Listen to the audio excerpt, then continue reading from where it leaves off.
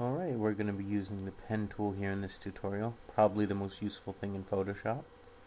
And you just want to make a new canvas, one that fits completely on your screen at full size, that you don't have to mess around with. So we're going to want to start off by creating a new layer for the pen tool. And I'm going to rename it to skeleton, because that's what I always start off with when I'm drawing manga. Yep. And next we just want to select the brush tool, and for most of the drawing we're going to make sure it's 2 pixels, so just set to 2 pixels.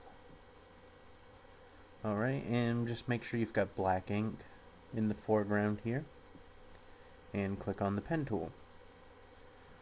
Now it'll probably be like this by default, but just use these settings that I'm pointing out here for the pen tool, because otherwise we're going to get some odd effects that we don't really need. Alright, so we just start off by drawing a beginning point for our line and an end point, and click somewhere in the middle, and then when you hold on Control on the keyboard and pull on that middle point, it makes a curve. So we're just going to draw a head here, and when you hold Control you can move any of these points and it will stay in a curve like that. Now it's important to remember when you're making a new point by clicking that you don't hold Control for that. So we've got the rough shape here, and you can use these little handles to curve it inwards and outwards.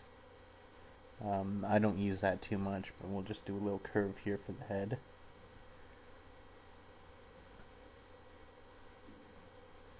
And you'll also notice I didn't join the beginning and the end until I'm done pulling all the points, because if you do, you can't pull them anymore, or at least not easily.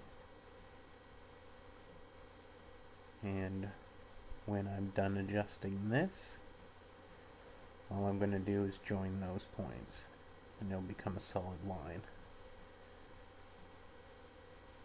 Now, just like that is really nothing, so we're going to right click, go to stroke, and make sure it's on brush, because that's what we set up earlier. In a later lesson I'll show you what this simulate pressure does. It's pretty cool. But if you click OK, it makes a line wherever you drew your tool, and just hit delete twice, and that will go away. And then what I do is I draw more guidelines for drawing the rest of the face. I'm not really going to get too much into that here, but you can see the process I usually go through. Just make a couple curves to divide up the face, and pull that there because I'm doing perspective of which way the head's looking.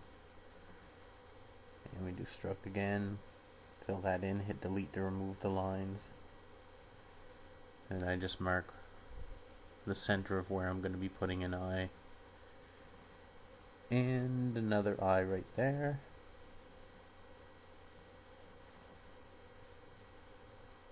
And I'm just doing the same procedure over and over again.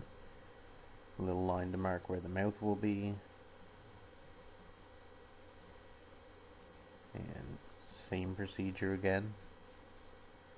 It's a little time consuming, but it's a lot quicker than doing it by hand, and you'll get a lot smoother lines.